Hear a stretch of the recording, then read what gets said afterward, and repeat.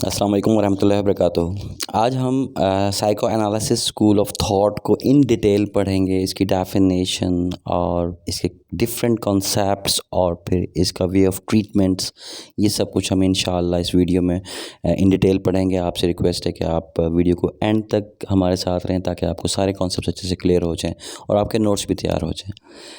सबसे पहले हम साइको एनालिसिस की डेफिनेशन को पढ़ लेते हैं कि ये एक सेट है साइकोलॉजिकल थीरीज़ का और थेरेपेटिक मेथड्स का which have their origin in the work and theories of Sigmund Freud, जिनके ऊपर सिगमंड फ्रॉइड ने वर्क किया और फिर इसके डिफरेंट प्रोपोनेंट्स ने और डिफरेंट साइकोलॉजिस्ट इनके साथ जो मिले उन्होंने इस स्कूल ऑफ थॉट के अंदर काम किया। और इस स्कूल ऑफ थॉट की जो प्राइमरी एजम्पशन है वो ये एक बिलीफ है कि ये जो इंसान के अनकॉन्शियस थॉट्स होते हैं, उसकी फीलिंग्स होती हैं, उसकी डिज़ायर्स और उसकी जो मेमोरीज़ हैं ना, वो उस इंसान के ऊपर उनका एक इम्पैक्ट होता है और उसके कॉन्शियस पे उसका इम्पैक्ट होता है। ठीक है, तो इन सारे कॉन्सेप्ट्स को हम इन डिटेल पढ़ते हैं, लेकिन इससे पहले थोड़ा सा इसका बैकग्राउंड समझ लेते हैं कि सिगमंड फ्रॉइड ये एक ऑस्ट्रियन न्यूरोलॉजिस्ट थे। 6 मई 1856 में ऑस्ट्रियन एम्पायर में इनकी पैदाइश होती है और फिर वहीं पे 2000 इनकी जो डेथ है वो होती है 23 सितंबर 1939 को यूके में, और उनकी उस वक़्त एज थी 83 years. He studied human behaviour and human mind, और इन्होंने फिर ह्यूमन माइंड का वर्किंग जो है उसको एक्सप्लेन किया कि वो किस तरीके से वर्क करता है। और इन्होंने इनको साइको एनालिसिस का फादर कंसीडर किया जाता है और यही फाउंडर हैं psycho analysis school of thought के। इनकी थीरीज़ में जो ख़ास तौर पे जो चीज़ें डिस्कस होती हैं वो फ़िज़िकल प्लेयर है और सेक्स है, और इसके अंदर इन्होंने बताया है अपनी थीरीज़ के अंदर कि जो इंसान का फ़िज़िकल प्लेयर की जो डिज़ायर्स हैं और जो उसकी सेक्सुअल इंस्टिंक्ट्स हैं वो किस तरीके से ह्यूमन माइंड पे इफ़ेक्ट करती हैं और किस तरीके से ये फ़िज़िकल प्लेयर की डिज़ायर्स और जो सेक्सुअल इंस्टिंक्ट्स हैं इंसान की, वो उसके बिहेवियर पे किस तरह से इम्पेक्ट करती हैं। और इसी की वजह से ये स्कैंडलाइज्ड भी हुआ और बहुत सारी कंट्रोवर्सीज़ भी सिगमंड फ्रॉइड ने फेस की। और इनकी जो मेजर कंट्रीब्यूशन है वो इनकी बुक है द इंटरप्रिटेशन ऑफ ड्रीम्स, और ये जर्मन लैंग्वेज में है जो कि 4 नवंबर 1899 में शाया हुई। और फिर बाद में 1913 में इसको इंग्लिश के अंदर भी ट्रांसलेट किया गया, और इनकी बुक के अंदर इन्होंने एक्सप्लेन किया जो आपके ख्वाब होते हैं उनका आपकी रियल लाइफ से क्या कनेक्शन होता है। और फिर इसी के ऊपर उन्होंने ड्रीम इंटरप्रिटेशन भी शुरू की। फ्रॉइड जो कि एक न्यूरोलॉजिस्ट थे, इन्होंने तकरीबन 1000 पेशेंट्स के फिर ड्रीम्स को डिकोड किया और फिर उन डिकोडेड ड्रीम्स को उन्होंने एक्सप्लेन किया अपनी इस बुक के अंदर। और उन्होंने कहा कि जो आपकी ड्रीम्स होती हैं ना, ये ज़रिया है एक, ठीक है, आपकी जो सप्रेसिव डिज़ायर्स हैं, जो दबी हुई डिज़ायर्स हैं आपकी लाइफ की, जिन्हें आप फुलफ़िल नहीं कर पाए, जो आपकी फीलिंग्स हैं जो पूरी नहीं हो पाई, ये ड्रीम्स उनकी फुलफ़िलमेंट का ज़रिया है। जब हम सो जाते हैं तो हमारा जो अनकॉन्शियस माइंड होता है वो उन डिज़ायर्स को पूरा करके दिखाता है हमें, जिसकी वजह से हम कुछ सेटिस्फाइड फ़ील करते हैं और हमारी डिज़ायर्स की फुलफ़िलमेंट का ज़रिया बनता है अनकॉन्शियस माइंड हमारा, और वो ड्रीम्स की सूरत में हमारी उन ख्वाहिशात को पूरा करता है। So dream is the fulfilment of suppressive desires feelings. When we fall asleep, our unconscious mind shows that unfulfilled desires in the form of the dreams and try to fulfill our desires। और जब हम जाग जाते हैं तो हमारा जो conscious mind क्योंकि वर्क करना शुरू कर देता है, उसकी वजह से जो हमारा माइंड है वो इन ड्रीम्स को क्या करता है कि इनको इरेज़ करने की कोशिश करता है, और जिसकी वजह से हमें उस ड्रीम के कुछ फ्रेगमेंट्स ही याद रहते हैं, उसके कुछ हिस्से ही याद रहते हैं, हमें वो ड्रीम एज अ होल याद नहीं रहती है, हम भूल चुके होते हैं उसको। Psychoanalysis is a school of thought out of 23 school of thoughts. और इसकी जो प्राइमरी एजम्पशंस हैं मैं आपसे डिस्कस कर चुका कि वो एक बिलीफ है कि तमाम लोग अनकॉन्शियस थॉट्स, फीलिंग्स और डिज़ायर्स और मेमोरीज़ को पोजेस करते हैं और वो उसके कॉन्शियस पे और उसके बिहेवियर पे, उसके माइंड पे इफ़ेक्ट डालती हैं। Through this process people are able to gain insight into their current state of mind.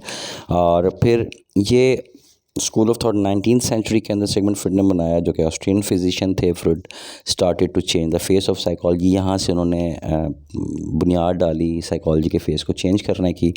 और इनके एक दोस्त थे मार्टिन चारकोट, 1800s में उनके साथ इनका बड़ा अच्छी अंडरस्टैंडिंग थी।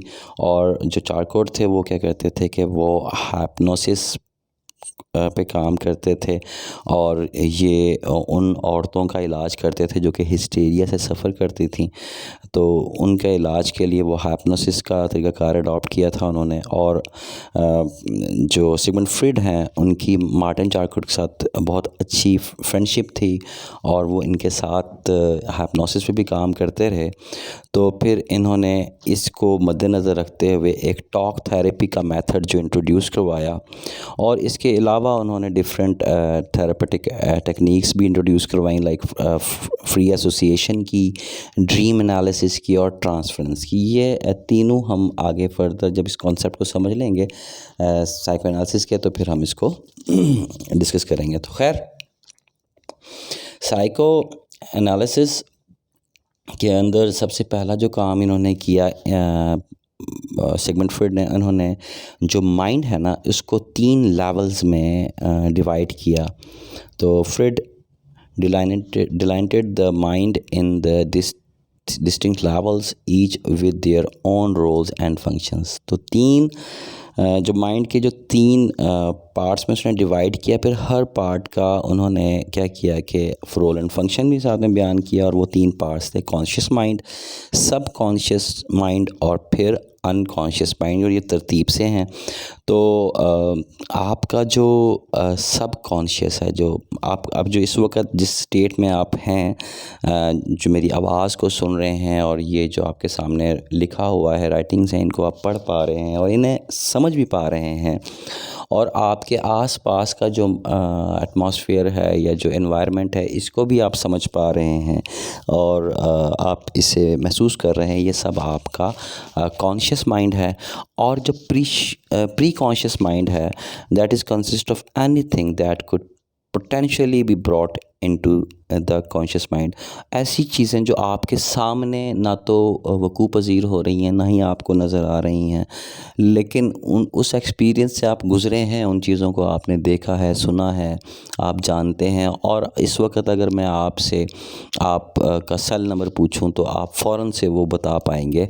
ठीक है, तो ये आपका प्री कॉन्शियस था जिसने जो कि कॉन्शियस में आया और फिर आपने मुझे बताया। तो यही लिखा है कि the pre conscious consist of anything that could potentially be brought into the conscious mind. Hopefully आपको प्री कॉन्शियस कॉन्सेप्ट समझ आ गया होगा। तो इस कॉन्शियस, प्री कॉन्शियस और अनकॉन्शियस को फ्रॉइड ने जो है वो आइसबर्ग से तशबीह दी और फिर उसके आइसबर्ग के 3 लेवल्स बनाए। उसने कहा कि जो टॉप ऑफ द आइसबर्ग है वो रिप्रेजेंट करता है कॉन्शियस को, और जो मिड ऑफ द आइसबर्ग है जो कि सबमर्ज्ड है बिलो द वाटर, तो उसको और वो नज़र भी आ रहा है, उसे कहते हैं सबकॉन्शियस या प्री कॉन्शियस। और जो उसका बल्क है जो कि पानी के बिल्कुल नीचे एंड तक है, मतलब उसका जो पोर्शन और जो नज़र नहीं आ रहा, हम उसे देख नहीं पा रहे, वो है अनकॉन्शियस। तो इसको मज़ीद समझ लेते हैं कि जो अनकॉन्शियस माइंड है वो क्या है। इसके अंदर तमाम आपका जो कॉन्शियस माइंड है, इसके अंदर वो तमाम सोचें हैं, वो सारे ख़यालात हैं, वो सारी फीलिंग्स हैं जो कि आप इस वक्त एक्सपीरियंस कर रहे हैं। ठीक है। और जो आपका प्री कॉन्शियस माइंड है, ये वो इन्फॉर्मेशन है जो कि आप जब चाहें फ़ौरन से उसको रिट्रीव कर सकते हैं अपनी मेमोरी में से। और जो अनकॉन्शियस माइंड है, ये क्या है आपकी वो तमाम डिज़ायर्स हैं, आपकी इम्पल्सेस हैं, आपकी थॉट्स हैं, आपकी अर्जेस हैं, और जो कि आपके प्री कॉन्शियस से भी पीछे हैं, जिनको बहुत ज़ोर लगा के आपको याद करना पड़ता है, और उन्हें वो आपकी फॉरगॉटन थॉट्स हैं, जिनको आप ज़्यादा टाइम लगा के याद करके तो मतलब अपने कॉन्शियस में लेके आ सकते हैं, लेकिन वो हैं अनकॉन्शियस में, वो बहुत डीप है, और वो बहुत पुरानी यादें हैं, बहुत पुरानी ख्वाहिशें हैं आपकी, बहुत पुरानी सोचें जिनका आपका कॉन्शियस और प्री कॉन्शियस से कोई ताल्लुक़ नहीं है। तो होपफुली आपको ये तीनों स्टेजेस समझ आ गई, लेवल समझ आ चुके होंगे। आगे चलते हैं, मज़ीद समझते हैं कॉन्शियस माइंड को, कि conscious mind contains all of the thoughts, memories, feelings and wishes which we are aware at any given moment. ठीक है, ये जो वक्त है, ठीक है, ये आपका कॉन्शियस है। This is the aspect of our mental processing that we can think and talk about rationally. इस वक्त जो कुछ हम देख रहे हैं, इसको हम रैशनली बयान कर सकते हैं, और सब कुछ क्लियर है हमारे सामने। जो कुछ हम लोग सुन रहे हैं, जो हम बोल रहे हैं, ये सब हमारा कॉन्शियस है, और इसके अंदर हमारी वो मेमोरीज़ भी हैं जो कि this also includes our memory, which is not always part of our unconscious but can be retrieved easily and brought into the awareness। तो इसके अंदर हमारी वो मेमोरीज़ भी हैं जो कि हर वक्त तो हमारे सामने नहीं होती हैं, लेकिन अगर मैं अभी कोई चीज़ याद करूं, यानी कि मैं अपना सेल नंबर याद कर सेल नंबर आपको बताना चाहूँ, तो मैं इजीली उसे याद करके आपको बता सकता हूँ। अदरवाइज़ कॉन्शियस के अंदर उसकी ज़रूरत नहीं होती है, लेकिन जब ज़रूरत पड़े तो हम उसे इजीली रिट्रीव कर पाएँ, तो वो चीज़ें भी आपके कॉन्शियस माइंड में हैं। ठीक है, तो अब हम आगे चलते हैं प्री कॉन्शियस की तरफ। सब कॉन्शियस प्री कॉन्शियस एक ही चीज़ है। तो आपका जो सब कॉन्शियस है, ये स्टोरेज पॉइंट है आपका रिसेंट मेमोरीज़ का, जिनको आप जब ज़रूरत पड़े आप उन्हें याद कर सकते हैं फ़ौरन से, कि such as what is your mobile number, name of the person you just met. और इसके अलावा it also holds current information that you use every day, जो कि आपको रोज़ाना के बेसिस पे इस्तेमाल करनी होती हैं इंफॉर्मेशंस। ठीक है, तो वो सब भी आपके प्री कॉन्शियस में होती हैं, such as your current recurring thoughts, behaviour pattern, जो आपकी हैबिट्स और आपकी फीलिंग्स हैं, जिनको आप रोज़ प्रैक्टिस करते हैं, ये सब आपके सब कॉन्शियस प्री कॉन्शियस में हैं।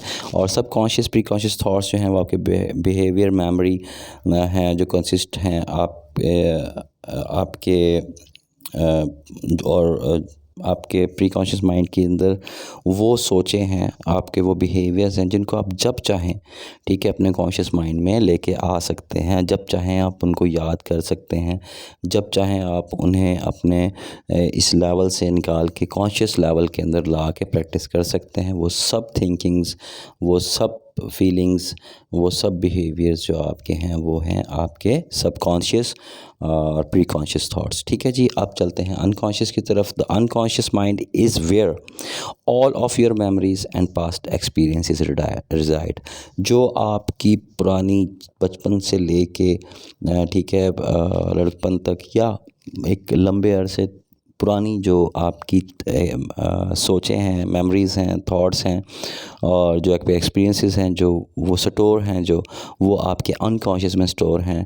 और these are those memories that have been repressed through trauma and those that have simply been consciously forgotten and no longer important as to use। तो ये वो सब चीज़ें थी जिनकी आपको अब ज़रूरत नहीं पड़ती है, और या किसी ट्रॉमा की वजह से आप उन्हें भूल चुके हैं, या आपने जानबूझ के भुलाने की कोशिश की है, तो वो भुलाई नहीं जा सकती हैं, ना ही उनको आप इग्नोर कर सकते हैं। हाँ, ये ज़रूर है कि वो आपके एक लास्ट लेवल ऑफ माइंड, जो कि अनकॉन्शियस माइंड है, उसके अंदर वो स्टोर हैं, और वो आपको कभी ना कभी याद आती रहती हैं, किसी न किसी सूरत में, ड्रीम्स की सूरत में, या स्लिप ऑफ टंग की सूरत में, या किसी ख्याल की सूरत में वो आपके सामने आ जाती हैं। ठीक है, आपके कॉन्शियस में आने की कोशिश करती हैं, लेकिन आप उन्हें फिर रिप्रेस करते हैं और आप उन्हें नहीं यूज़ करते। तो ये सब आपके अनकॉन्शियस माइंड में है। It's from these memories and experiences that your belief, habit and behaviour are formed. The unconscious mind is a reservoir of feelings, thoughts, urges and memories that are outside of our conscious awareness, and the unconscious contains contents that are unacceptable or unpleasant such as feelings of pain, anxiety और conflict। Hopefully आपको ये तीनों level समझ आ चुके होंगे। तो अब हम ये थे आपके लेवल्स ऑफ माइंड। अब जो हम स्टडी करने जा रहे हैं वो सिगमंड फ्रॉइड के डिवीज़न ऑफ माइंड जो है हम उसको पढ़ेंगे। वो लेवल्स ऑफ माइंड पढ़ा हमने। अब हम पढ़ेंगे जो पर्सनालिटी के डिफरेंट डायमेंशंस हैं या डिफरेंट जो साइकिक जोन्स हैं आपकी पर्सनालिटी के, ठीक है, हम उसे पढ़ेंगे। वो क्या हैं? The id, the superego and the ego. So Sigmund Freud described a structural model of mental functioning in three psychic zones. These structures were repetitive, organized mental functions serving separate roles in intra-psychic conflict. तो खैर इसको in detail समझते हैं, इस concept को हम। तो division of mind जहन में रखिएगा, जो हमने पहले पढ़ा वो आपका लेवल्स ऑफ माइंड थे और ये है डिवीज़न ऑफ माइंड, ठीक है। डिवीज़न ऑफ माइंड क्या है? The id, the superego, the ego. Id क्या है? Player principal. सुपर ईगो क्या है? Morality principal. और ईगो क्या है? Reality principle. खैर यहाँ आपको कंफ्यूज होने की ज़रूरत नहीं है, हम इन डिटेल इसको समझते हैं, इस कॉन्सेप्ट को। देखें ये आपके सामने तीन पिक्चर्स हैं, एक इड, एक ईगो है और तीसरी सुपर ईगो है। इड क्या है? इड आपका बचपना है। आप इसको इस तरह से समझ सकते हैं, आप किसी एक बच्चे को अपने तसव्वुर में लेके आएँ तो आप देखेंगे कि उसको इससे कोई परवाह नहीं है कि दुनिया में क्या हो रहा है, क्या नहीं हो रहा है, अखलाकियात क्या होती हैं। छोटे बच्चे की बात कर रहा हूँ मैं, जो कि 1 साल से कम उम्र के बच्चे होते हैं, या 6 माह का बच्चा है, या पैदाइशी तौर पे जो बच्चा है जो जिसको अभी अवेयरनेस नहीं है चीज़ों की, तो उसकी जो पर्सनैलिटी है वो टोटली इड है। इड मतलब ये उसकी इंस्टिंक्ट है, वो बाय नेचर हर बच्चा बिल्कुल एक जैसा, एक ही नेचर पे पैदा होता है, ठीक है। और अगर उसे भूख लगी है तो उसे नहीं परवाह कि उसकी वालदा बिज़ी है या वो इस वक्त इस पोजीशन में नहीं है कि वो उसको फीड कर सके, लेकिन उसने ज़िद करके वो चीज़ हासिल करनी है, ठीक है। तो मतलब जब तक उसको प्लेयर नहीं मिलेगा उसे सुकून नहीं आएगा, ठीक है। उसे वो हर वो एक्शन परफॉर्म करता है जिससे उसको प्लेयर मिले। और अगर आप इसको नोटिस करें तो ये जो प्लेयर सीकिंग है, ये जो इंस्टिंक्ट है प्लेयर सीकिंग की इंसान के अंदर, वो बचपन से लेके टिल डेथ उसके साथ चलती है।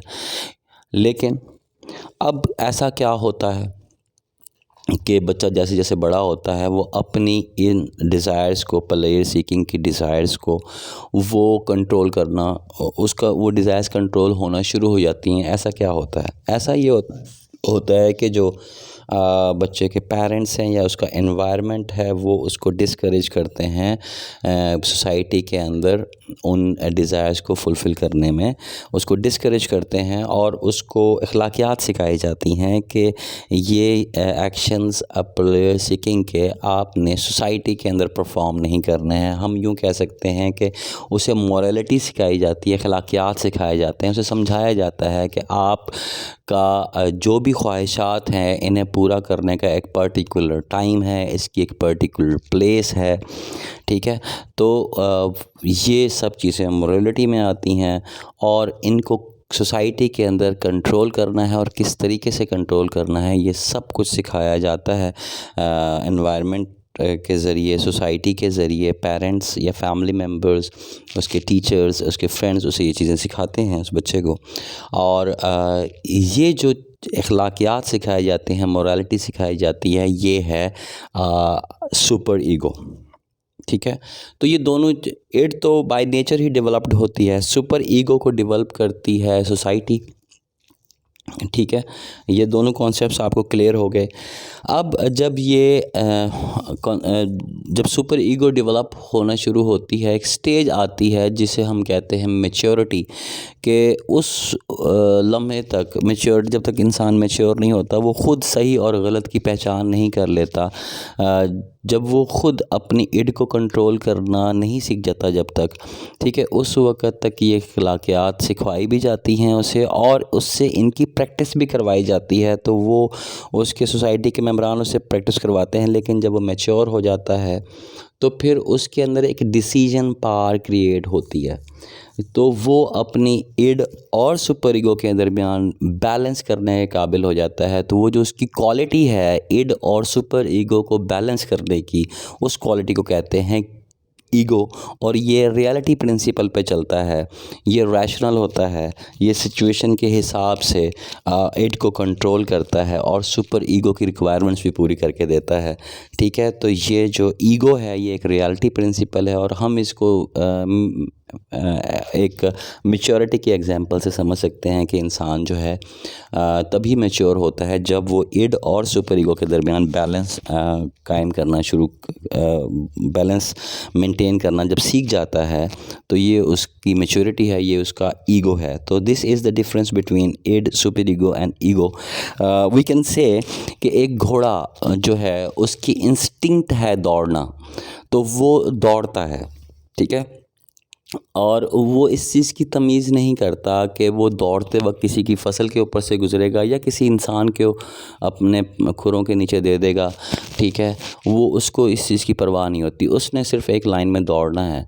तो उसको कंट्रोल करने के लिए उसके ऊपर जो उसका राइडर है ना, वो उसको बताएगा कि उसका जो राइडर है वो उसको कंट्रोल करता है, वो उसे रास्ता दिखाता है अपनी इंस्टिंक्ट को पूरा करने का, और वो उसको जो कंट्रोल कर रहा होता है। हम यूँ कह सकते हैं कि घोड़ा जो है उसकी जो इंस्टिंक्ट है दौड़ने की वो है इड, और जो ईगो है वो राइडर ऑफ दैट हॉर्स है, और जो सुपर ईगो है वो मोरालिटी है, वो obedience of norms and values है। ठीक है, तो होपफुली आपको ये कॉन्सेप्ट क्लियर होगा। मज़ीद इन डिटेल इसको समझ लेते हैं कि according to Freud psychoanalytical theory, the id is the player principle, it is the primitive and instinctual part of the mind that contains sexual and aggressive drives and hidden memories. This is an unconscious part of your personality. ठीक है, तो obviously ज़ाहिर है कि ये बचपन में ही आपके अंदर बाय नेचर है, आपके अंदर इड की जो इंस्टिंक्चुअल डिज़ायर्स हैं, तो ये आपका अनकॉन्शियस माइंड में ही रहेगा, क्योंकि आपने इन तमाम डिज़ायर्स को प्रेस किया है। ये सप्रेस डिज़ायर्स हैं आपकी, आप इनको सोसाइटी के सामने फुलफ़िल नहीं कर सकते हैं।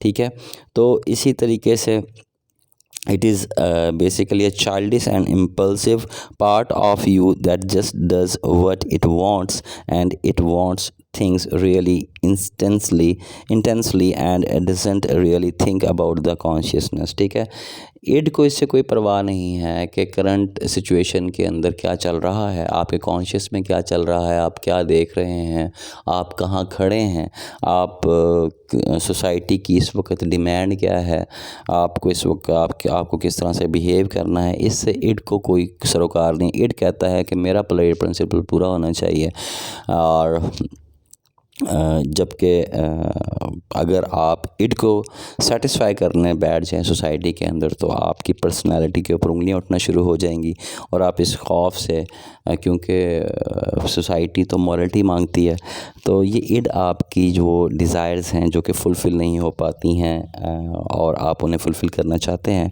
तो Freud describe this as operating on a pleasure principle, which essentially means what it sounds like, which is that it always seeking to try increase pleasure and decrease pain.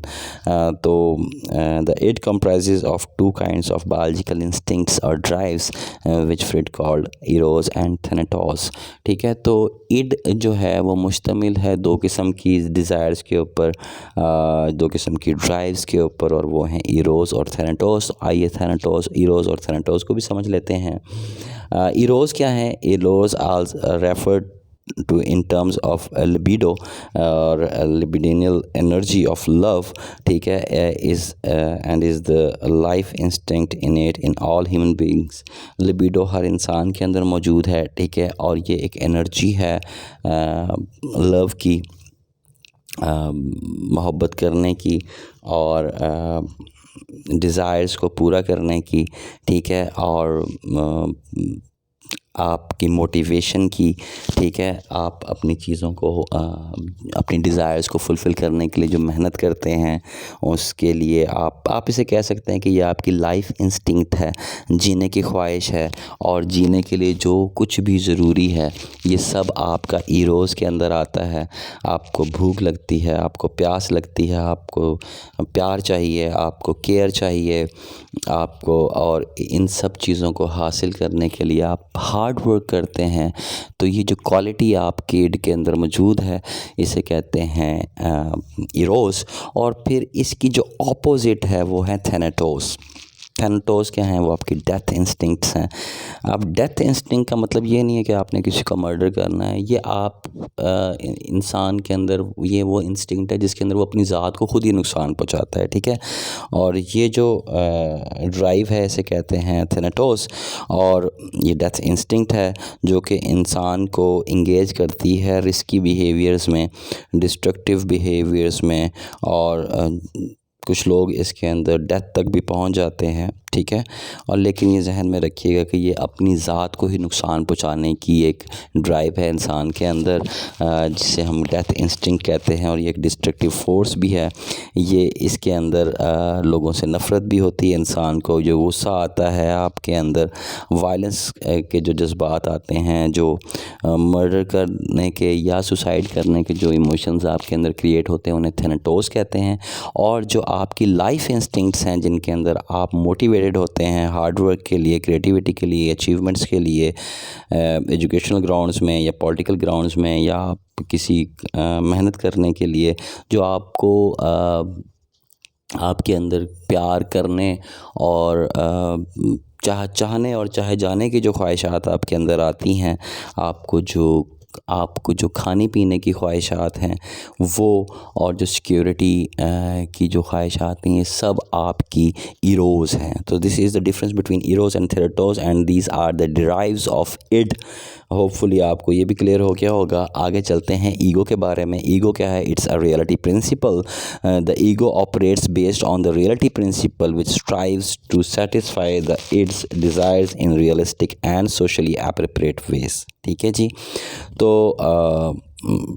ये reality principal क्या है? ये आपको बताता है कि आपके किसी भी एक्शन के, आपके किसी भी बिहेवियर के कॉस्ट और बेनिफिट्स क्या हैं। मतलब आप कोई भी एक्शन सोसाइटी में परफॉर्म करेंगे तो उसके कॉन्सिक्वेंसेस क्या होंगे before deciding to act upon or abandon impulses, ठीक है। तो आप जब भी कोई एक्शन परफॉर्म करने लगता है इंसान, तो ये उसकी मैच्योरिटी है, ये उसकी ईगो है जो उसको डिसीजन मेकिंग में हेल्प करती है, इन्फॉर्म करके उस पर्सनालिटी को, वो अपनी ज़ात को ये चीज़ समझाता है इंसान। और ये जो ख़ुद को समझाने वाली क्वालिटी है कि कॉन्सिक्वेंसेस क्या होंगे आपके पर्टिकुलर एक्शन के, इसे कहते हैं ईगो। तो it in many cases it's impulses can be satisfied through a process of delayed gratification. The ego will eventually allow the behaviour but only in the appropriate time and place. तो ये ego क्या करती है कि ये control करती है it को, और ये इट को समझाती है कि आपकी सेटिस्फिकेशन का टाइम थोड़ा सा, मतलब उसके लिए आपको थोड़ा वेट करना चाहिए, और उसके लिए कौन सा टाइम मुनासिब है आपके अपने प्लेयर को हासिल करने का, उसके लिए कौन सा वे मुनासिब है, और उसके लिए कौन सी प्लेस मुनासिब है। ये सब सिखाता है इंसान। आपके जो ईगो है वो अपनी इड को कंट्रोल करने के लिए उसे डिलेड ग्रेटिफिकेशन के प्रोसेस से गुजारता है, और फिर राइट एप्रोप्रिएट टाइम के ऊपर उसको उसके प्लेयर प्रिंसिपल को अलाउ करता है प्लेयर के लिए। होपफुली आपको ये समझ आएगा। It is the realistic part, ego is the realistic part that mediates between the desires of the id and the superego. आप सुपर ईगो को समझते हैं कि द सुपर ईगो क्या है? ये एक मॉरलिटी प्रिंसिपल है, मॉरल प्रिंसिपल है। This is another part of personality that's mainly unconscious and it's a super ego. The super ego is the part of you that's super judgmental and moralizing and is always trying to get you to behave in socially appropriate way। Society की demand क्या है, society में आपने कैसे perform करना है, society को आपने कैसे डील करना है, ये सब कुछ आप सीखते हैं सुपर ईगो से।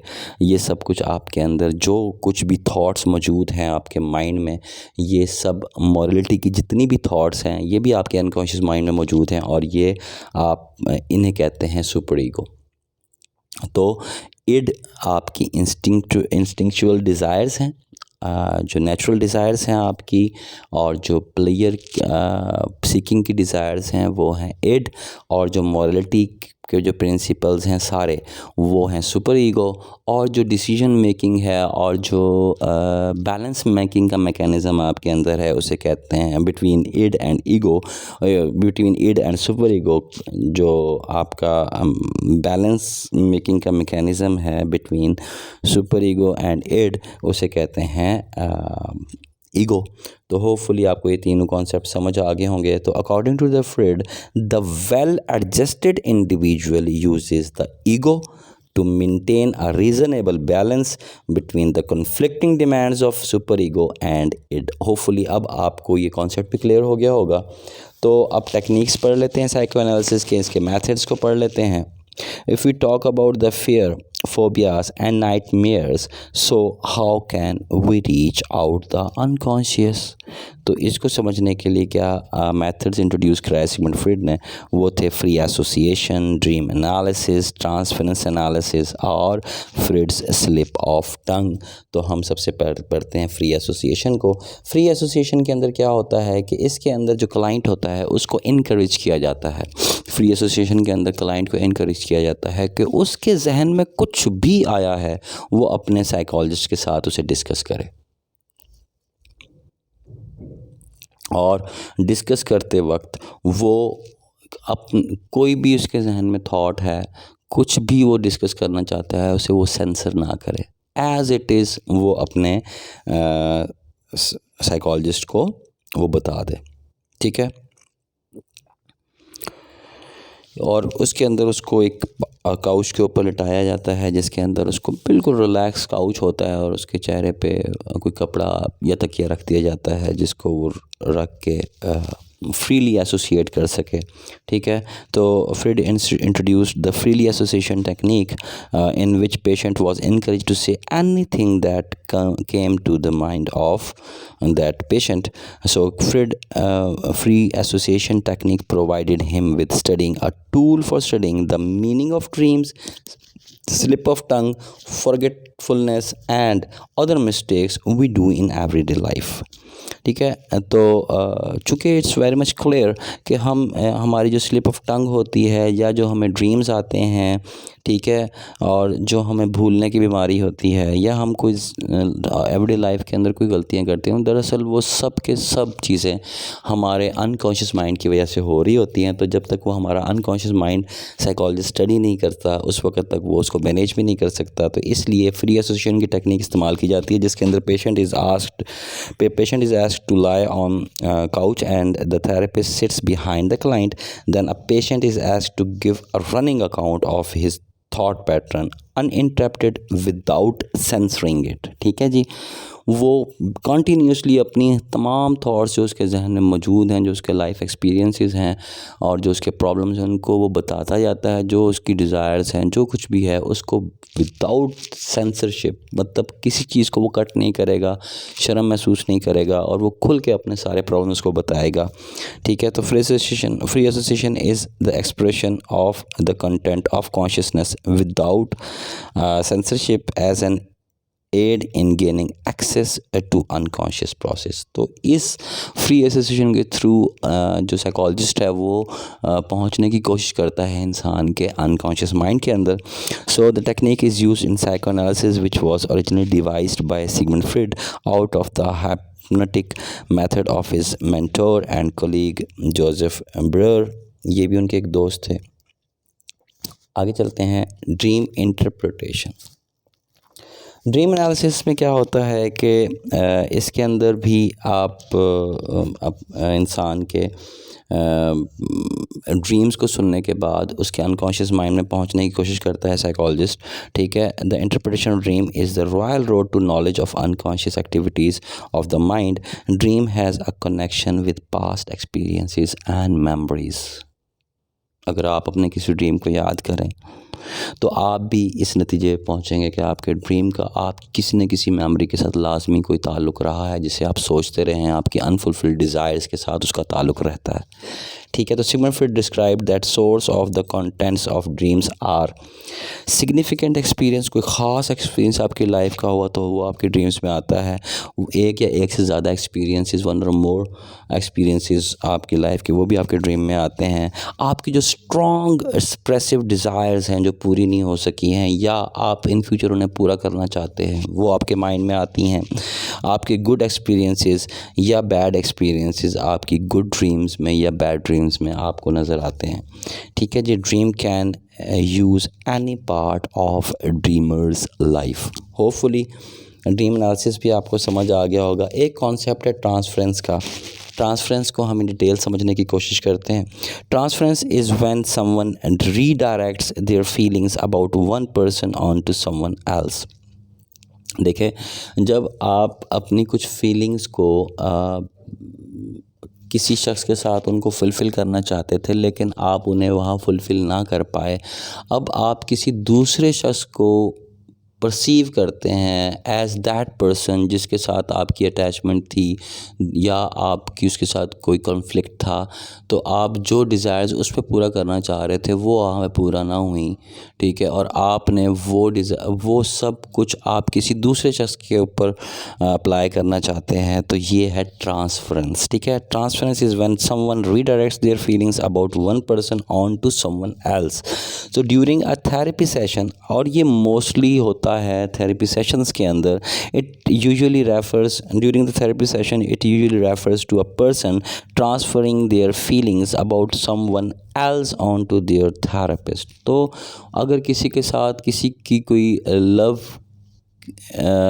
की अटैचमेंट की कोई फीलिंग्स थी किसी शख्स के लिए, किसी पेशेंट की, तो वो क्या करता है, वो अपने थेरेपिस्ट के ऊपर उनको अप्लाई करने लग जाता है और उसे ऐसे फ़ील होता है कि ये जो थेरेपिस्ट है यही वो शख्स है। या वो अपने जो कॉन्फ्लिक्चुअल थॉट्स और फीलिंग्स हैं वो किसी शख्स के साथ थे, तो वो उठा के वो अपने थेरेपिस्ट के ऊपर अप्लाई करने लग जाता है पेशेंट। तो ये ट्रांसफरेंस है कि during therapy session it usually refers to a person transferring their feelings about someone else on to their therapist.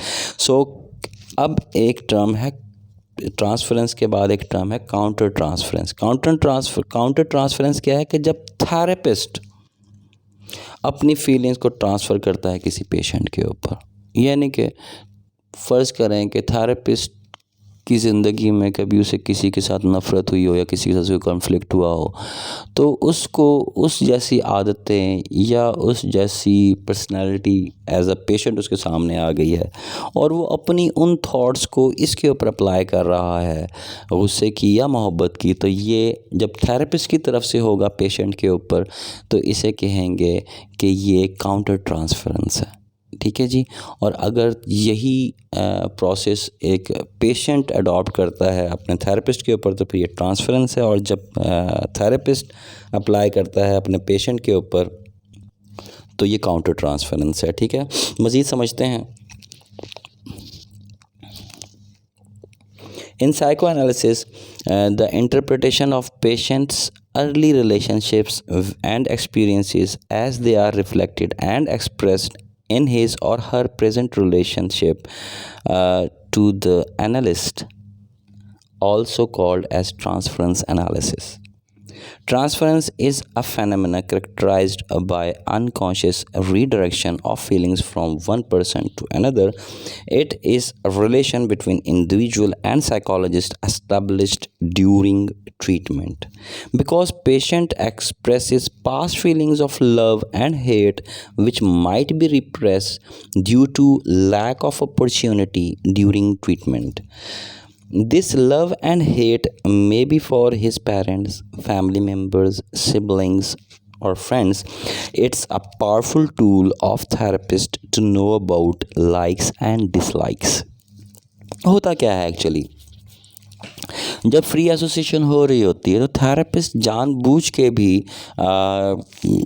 अपने पेशेंट को थोड़ा बहुत रियलाइज़ करवाना चाह रहा होता है कि उसकी सोच के मुताबिक चलने की कोशिश कर रहा होता है कि जैसा वो चाह रहा है पेशेंट वो वैसे ही उसके साथ बिहेव करे। इस दौरान में अगर तो वो उसको कोई किसी किस्म की लव की फीलिंग्स हैं अपने किसी शख्स के साथ पेशेंट को, तो वो जब देखता है कि हाँ मेरी हर बात के साथ मुझे सपोर्ट कर रहा है ये थेरेपिस्ट, तो therapist is the right person to be loved, तो वो उस शख्स को जिससे वो प्यार में कामयाब ना हो सका तो वो सारी ख्वाहिशें वो इसके ऊपर थेरेपिस्ट के ऊपर कर रहा होता है कोशिश कि भाई यहाँ से मैं उसे पूरी कर लूँ डिज़ायर्स को। तो ये उसका है ट्रांसफरेंस।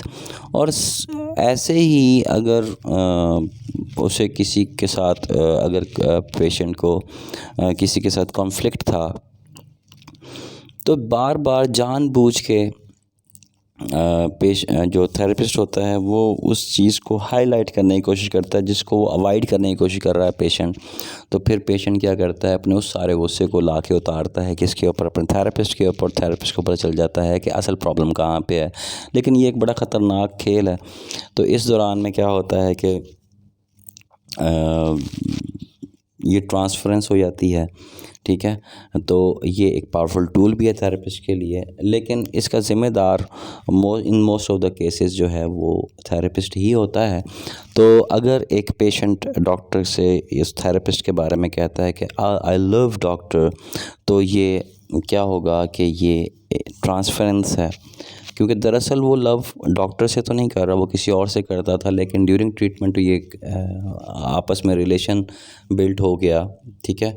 तो इसको कहेंगे कि ये ट्रांसफरेंस है। और अगर इस दौरान में जो थेरेपिस्ट है वो सेम फीलिंग्स उसकी डेवलप हो जाती हैं पेशेंट के लिए, तो फिर इसे कहते हैं काउंटर ट्रांसफरेंस। और डॉक्टर कह दे कि आई लव यू टू, तो फिर ये क्या हो गया कि ये आपका काउंटर ट्रांसफरेंस है। आगे चलते हैं, टाइप्स ऑफ ट्रांसफरेंस को पढ़ लेते हैं, ठीक है।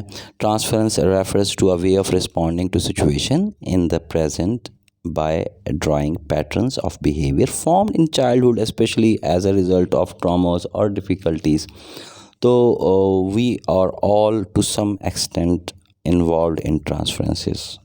Do you agree with it? Kindly ये कमेंट बॉक्स में कमेंट कीजिएगा आप अगर आप एग्री करते हैं। Say like children we once were, it makes us very hard to live with.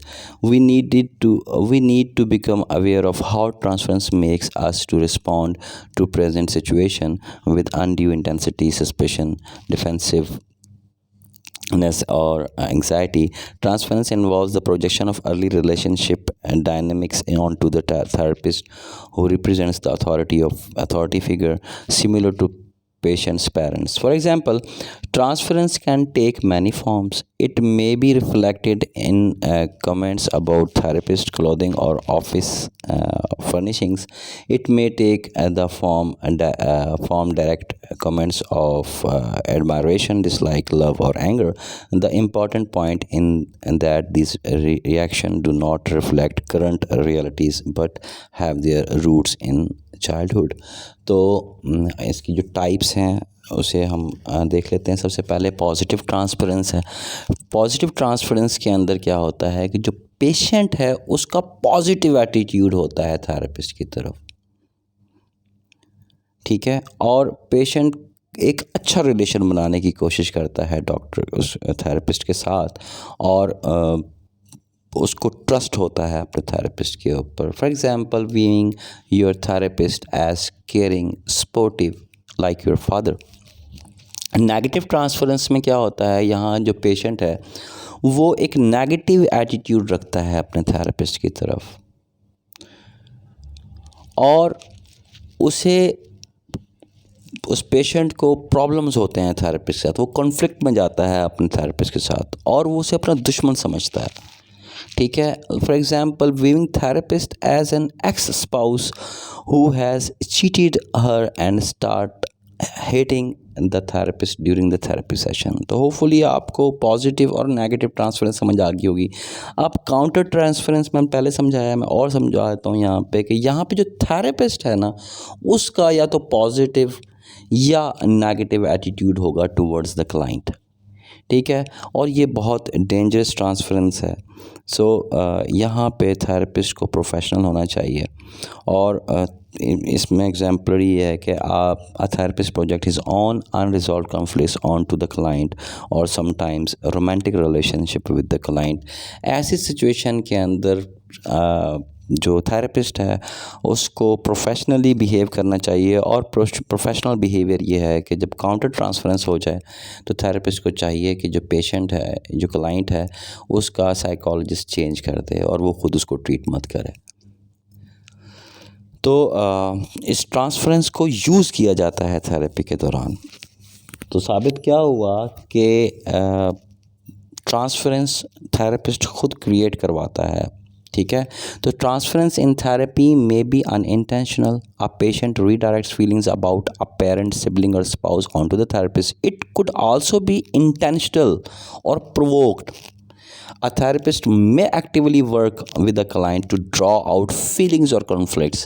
This way they can better see and understand them.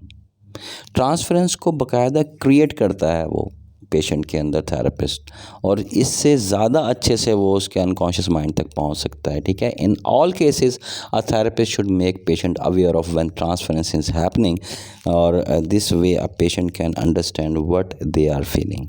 So unaddressed transference can be problematic for the patient. It may even prevent them from returning for treatment. This is a counterproductive.